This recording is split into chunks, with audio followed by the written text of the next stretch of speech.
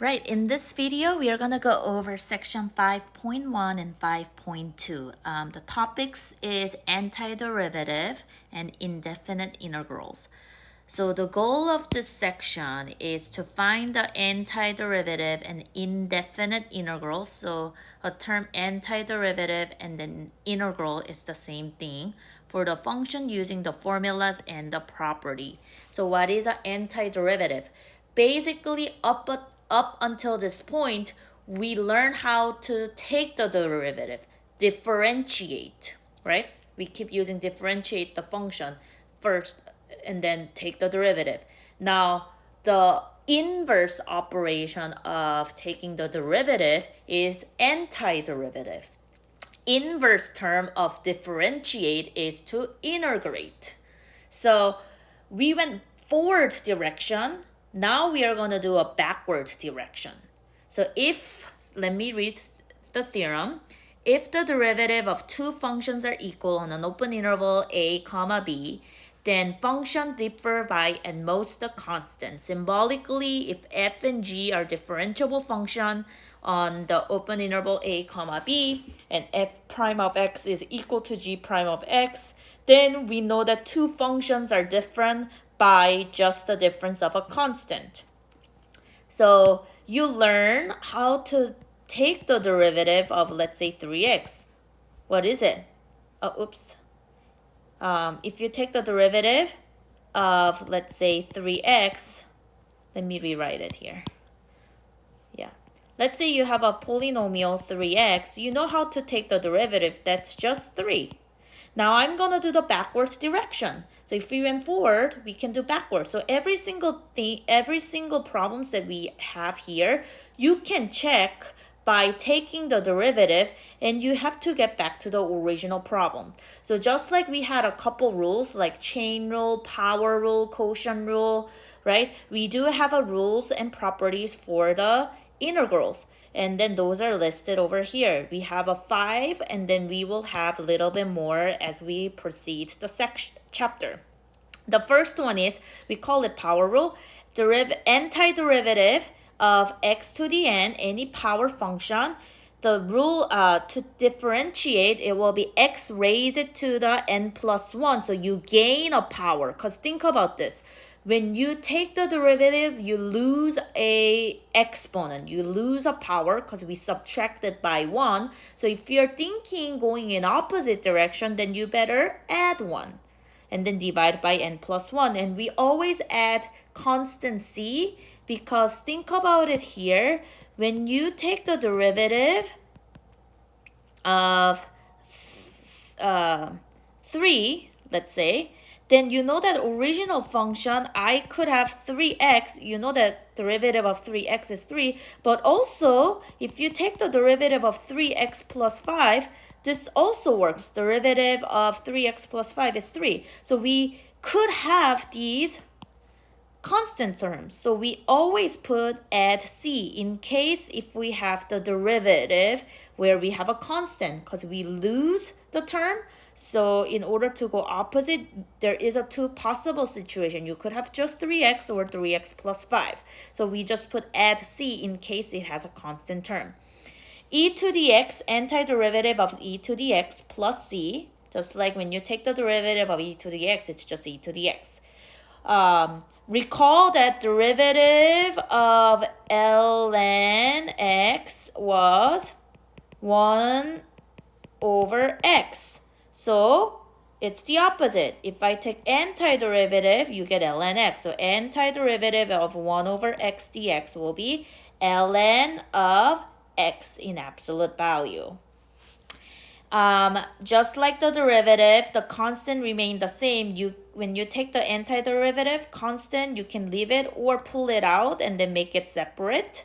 When you have multiple terms added, you can take the derivative term by term. Just like when you have x squared plus 2x plus 5, you can take the derivative by term. So we will apply this 5 rules and then just keep practicing, take the antiderivative.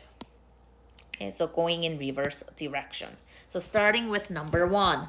Number 1, I can see that we could use number 4. There's the constant term k and then function x. So you could write it as rule number 4 says 26 constant term pulls out x dx. And you know that this really is a x to the 1. So now I'm using rule number 1. So n is like 1. So your new term, this one, when you take the antiderivative, you will have x squared divided by 2 plus c. Now, you can cancel the 2 with the 26 and have 13x squared plus c. Okay? So that's your antiderivative of 26x dx. So you just went reversed order. So this one, let's check, because it's our first time taking the antiderivative. That means I take the derivative of this function here, then I have to go back to the original function 26x. Okay, so if a function is 13x squared plus c, if you take the derivative, now I'm just gonna, let's just not use f of x to get confused with this one. Let's say I use just y term. F of x is same thing as y, right? Then dy dx will be, what's this one? 2 comes down, multiplies with 13. You get 26x. Any constant term, you know that it's 0. So you get dy dx as a 26x. And that's what you have. 26x, 26x. So you just went backwards direction. Inverse direction of derivative is antiderivative. So everything that we did forward, we are just going to do backward. Every single problem you can check by differentiating.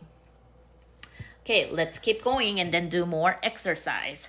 So same thing. This looks like I can pull out 9 in front of the derivative.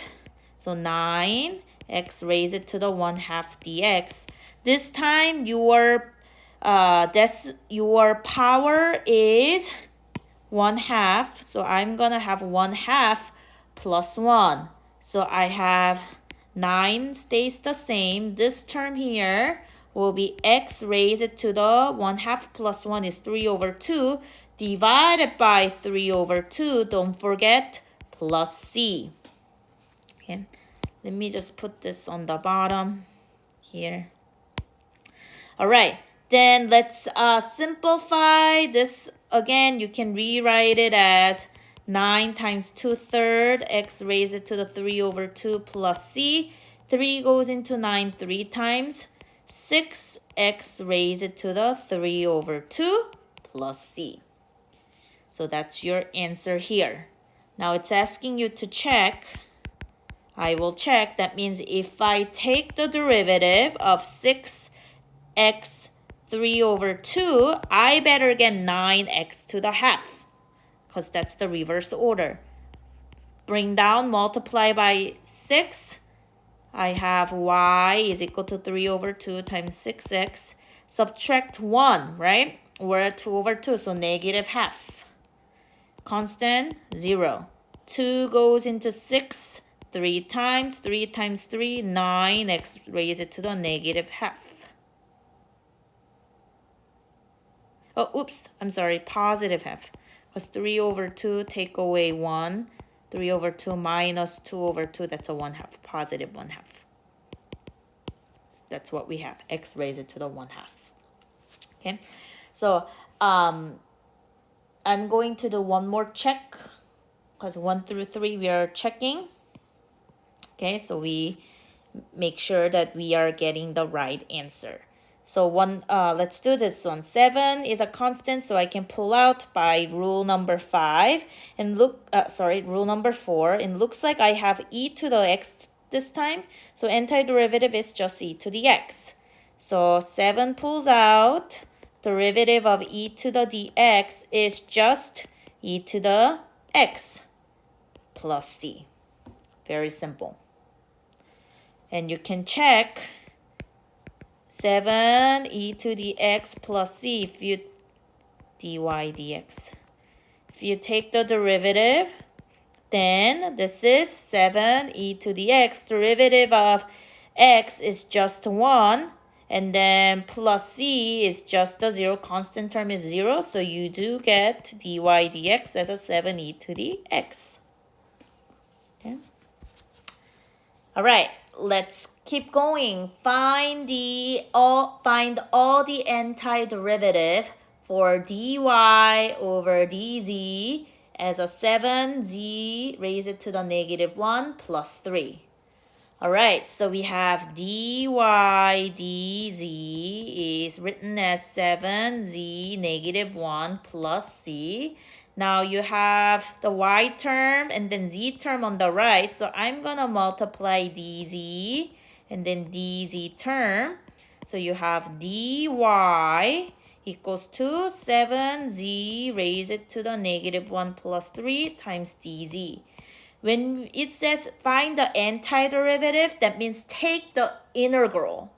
So integral means it's a symbol. When you take the derivative, you use this apostrophe. That's a process of taking the derivative. Taking the antiderivative is just this S symbol. That's the antiderivative sign. That's the process of taking the antiderivative.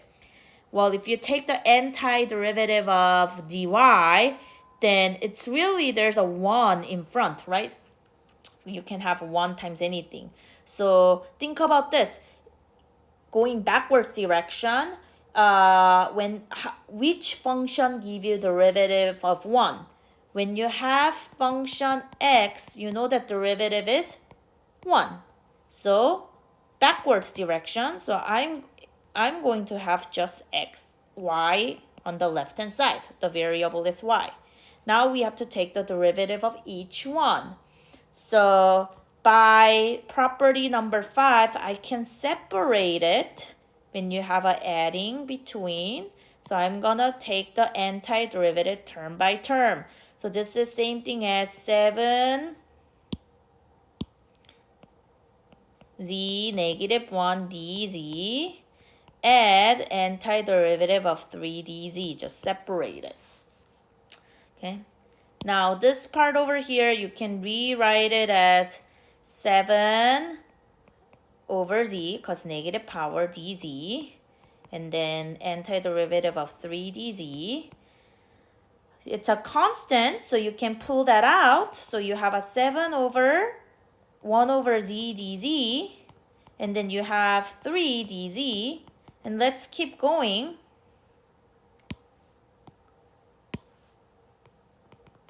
This part 1 over z is ln absolute value z. So that's a 7 ln absolute value z.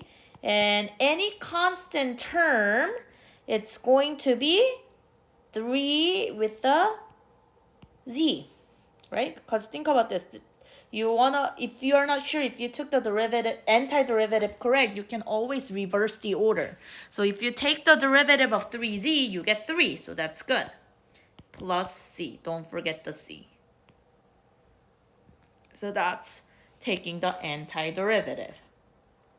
Okay. So we have a couple more. Okay, it's just getting more complicated. Okay, so let's try this one. We cannot separate when there's a multiplication. It's just adding and subtracting. So actually, I'm going to distribute this one and then create just all addition problem. If I do that, I'm going to have x to the 5 times x to the cube is x to the 8th.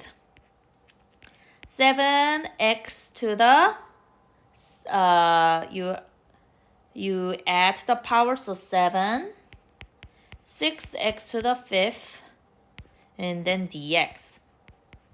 Now you have 3 terms all adding, so I can use our rule number 5 and then separate and integral 1 by 1.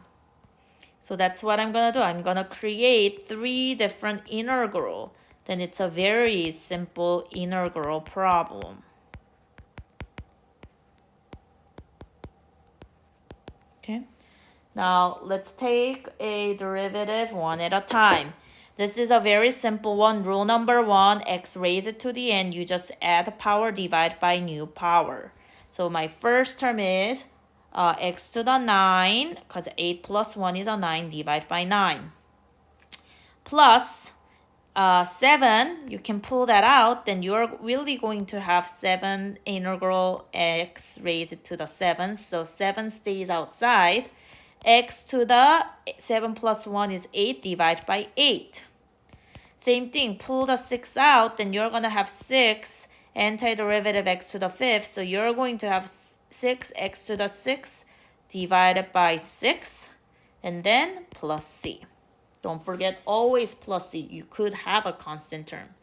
Simplifying x 9 over 9, 7x to the 8 divided by 8, 6 cancel out, x to the 6 plus c. Okay. Now, I'm going to leave it up to you. Check if you take the derivative of this whole function here, derivative, then you are going to get back to this over here, or even in fact this one here. Okay. All right, number 6. I see a subtraction, so let's separate the integral to make it simple. 3x squared dx subtract square root of x to the 5th dx. Okay. Now, I don't like quotient rule, so I'm gonna rewrite it as a power rule, like x to the negative 2. Then same thing here, you know that square root is 1 over 2 times 5 will give you x raised to the 5 over 2 dx. Then differentiating, the 3 comes out. So 3x raised by 1, that's a negative 1.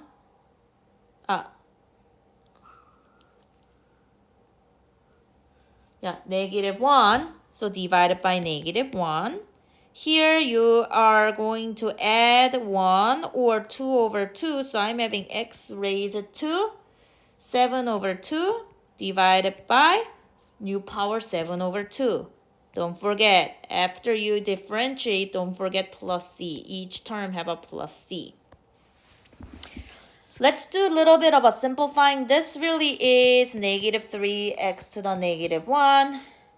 Or you could even write it as negative 3 over x. Let's do that. Negative 3 over x, because x to the negative 1 is the same thing as over x. This I can multiply by 2 over 7, 2 over 7. So I have minus 2 square root of x to the 7th power divided by 7 plus c. Okay, just doing some algebra. This term here, x to the 7 over 2 is the same thing as square root of 7. 2 here, negative 2, and then 7 on the bottom. So this is our final answer. Okay. So just like derivative, there's a lot of tricks and then rules to make the function easy to differentiate. Same thing, you can use some of the algebra rule to make the function more easier to take antiderivative. So take a look at number 7. Now number 7, you have a huge fraction. We do not have a quotient rule. So why don't we actually do some work and then rewrite using an algebra? You know that if you have 9x plus 2 divided by x to the 4th, this is the same thing as 9x over x to the 4th, and then 2 over x to the 4th. So you can separate it by creating a 2 term, and then we can differentiate 1 term at a time. So that's what I'm going to do. I'm going to do algebra, rewrite my quotient. So you have a 9x over x to the 4th dx, or 2 over x to the 4th dx. Rule number 5 says I can separate addition by creating two separate integral. So that's what I'm gonna do.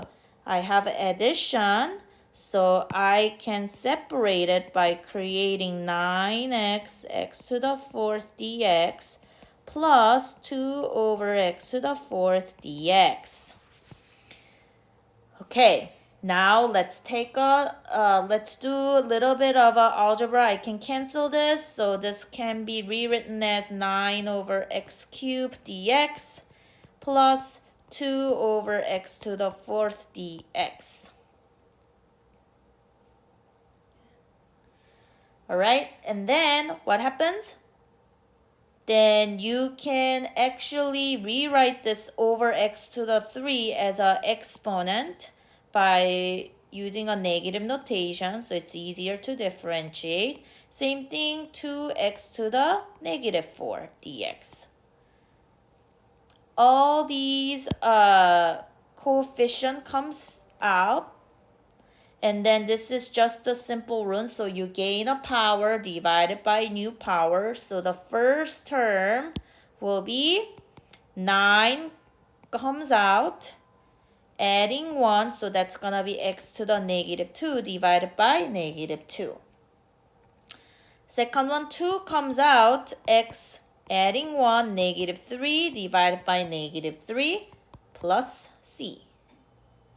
So final answer, doing a little bit of a modification and having a positive power because we have a negative power. Looks like I'm going to have a negative 9 over 2x squared minus 2 over 3x cubed plus c. Done. Okay.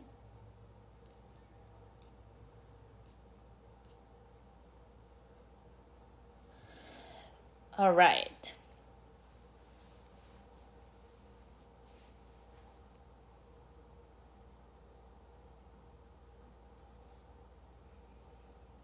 Number 8, same thing. I'm going to separate terms, just like I did it. Create a 2 fraction. So 5x to the 5th over x to the 6th. And I'm going to actually separate. I'm combining this one and this step at the same time because we just did it similar to this. Adding, write it as a 2 separate fraction and then separate integral. And then you have 3x to the 6 e to the x over x to the 6 dx. By algebra, I can simplify a little bit by canceling the term. So I have 5 over x dx. This one, x to the 6th term disappears, so you have 3e to the x dx. Oh, recognize. Then I'm going to have 1 over x, that's ln of x. 3 comes out, derivative of, antiderivative of e to the x is just e to the x, so it's just 3 e to the x plus c. Don't forget plus c. Okay. All right. So up until 1 through 8, it was just very simple. Apply those 5 rules and then take the derivative. 9 through 12 requires a little bit more work. Okay. So I'm going to do number 9 through 12 is a very similar problem. You are given this derivative function. Find the particular antiderivative, so reversing order. You are given this derivative. You have to come up with just the r of x. That's the process of taking antiderivative. And then one more step, plug it in 2. Okay, so like checking part. Okay, so let's try number 9. Now number 9 and number 10, 11, 12 is a very, very similar. So I will just do number 9 and then 10. one with the e function, and then rest of them 11 and 12 you can approach similar way as 10 and number 9 and 10. So I'll let you do those if you want to do more exercise. And then I will in fact give you the answers so you can check if you like. So number 9. So let's do number 9 and 10. All right, first we need to get rid of this prime by taking antiderivative. So that's the process of antiderivative. As soon as you apply the antiderivative, the derivative disappears and you just have a r of x. So the symbol that we use is here, antiderivative. If you do one side, you have to do the other side. So r prime of x, because you take the antiderivative reverse order, you just have a nice r of x. On the right hand side, you have to take this antiderivative of these three terms. You have a adding and subtracting, so you can actually separate it into three separate integrals. So let's do that. 12x squared dx, subtract integral of 5 dx. Rule number 5 says adding, subtracting, I can separate. Term by term, 4 comes out. So you have adding 1, so 4 x to the 4th divided by new power. 12 comes out. Any constant, you can pull it out. K can come out of the integral by rule number 4. So 12, and then you have adding 1, which is x cubed divided by 3, and then minus 5. Any constant term, you know that by the derivative, you lost the power, so you have to gain a power, so it's just 5x. Don't forget plus c. All right, we have to use the condition. What are we given? We are given that r sub 2 is equal to 50. Well, we have this r function. So that means when you plug it into this function here, so whenever you see x, you're going to have 2. So 4 times 2 to the 4th, 12, 2 cube, 5, 2, and then we don't plug in anything for c. This whole thing has to equal to 50. So this time, in all the way up to number 8, we left out the c, constant. We don't know, it's arbitrary. We could have a constant, we might not have a constant. This time, because we are given additional information, we can check and see if what the c value is, constant, rather than leaving out as a plus c. So let's solve for c. Well, if you do this one, I have this term here, 2 to the 4th times 4. The 4 cancels out. It's just 2 to the 4th, which is 16. 3 can divide with 12 4 times. 4 times 3 cubed, which is 32. Minus 10 plus c, that's equal to 50. So let's solve for c. So 16 plus 32 minus 10 will be 38 plus c equal to 50.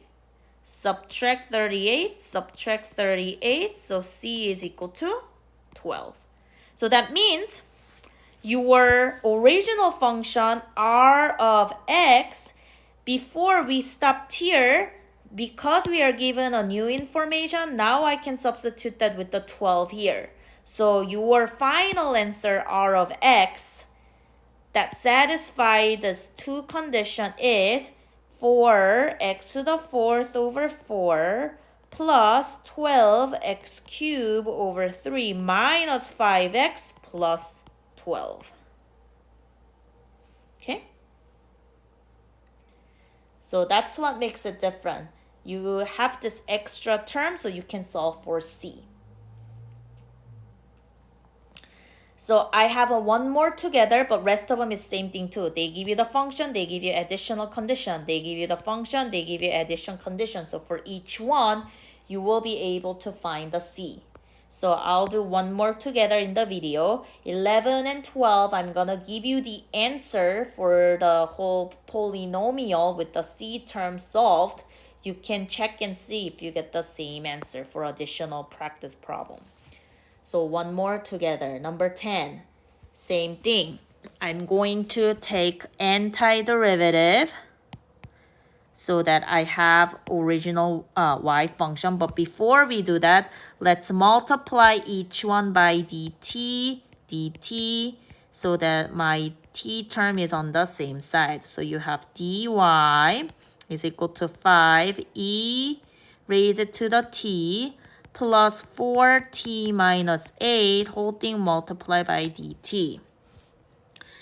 I'm going to take antiderivative. So if I take antiderivative one side, I also have to take antiderivative. So dy, which is 1 times dy, I'm having y. You can also think that what's the derivative of y? It's just 1 dy.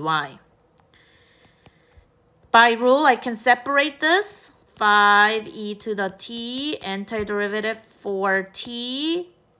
Oops, I should add dt each side, because really it's dt is being multiplied to all three terms. 4t dt minus 8 dt.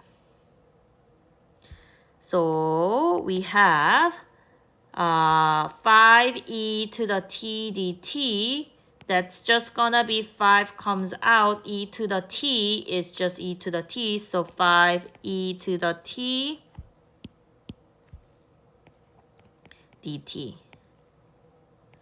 Second term, 4t dt. That's going to be adding 1. So I'm gonna have, you have initially t raised to the first power, adding 1. That's gonna be square. So I have 4t squared divided by 2. Here, 8, the antiderivative, you gain a power, so you're going to have 8t divided by 1 plus c. Okay. So I'm going to have y is equal to 5e to the t, and then this one here, you have 2t squared. And then you have a minus 8t plus c. Normally we would stop here, but they give you this additional condition that y sub 0, when you plug it in, you get a 8. So I'm gonna plug it in wherever you see t, I'm gonna plug it with a 0. So 5e raised to the 0 plus 2 0 square minus 8 0 plus c, that is equal to 8. That's what it means, y sub 0. When you plug it in 0, you get the function 8. So this term over here, that's 5, 0 minus 0 plus c. So you have 5 plus c equal 8. C is equal to 3. So your final answer, remember you gotta go back and substitute c. Your original function will be 5e to the third power plus 4 times 3 minus, wait. Sorry. I was looking at the original. This is what you want to look for. So y is equal to 5e to the t plus 2t squared minus 8t plus 3 as a final answer. Done. Okay. So 11 and 12, just like what we just did, take the multiply dx on one side and then antiderivative, then you get a d function. Once you have whole thing integrated, substitute 50 to solve for c. Your final answer, I'm just gonna still give you the answer so you can check when you are trying on your own. Your dx should be 6x minus 5 over x minus 9.5. Okay. There's one more problem left for you to also try, just like same thing. Take antiderivative and then solve for c term by plug it in once and set it equal to 3. If you do that, your answer should be h of x is equal to 6 ln absolute value x minus 7 over x plus c. Okay. All right, that's it for section 5.1. Next video, we are going to go over 5.2.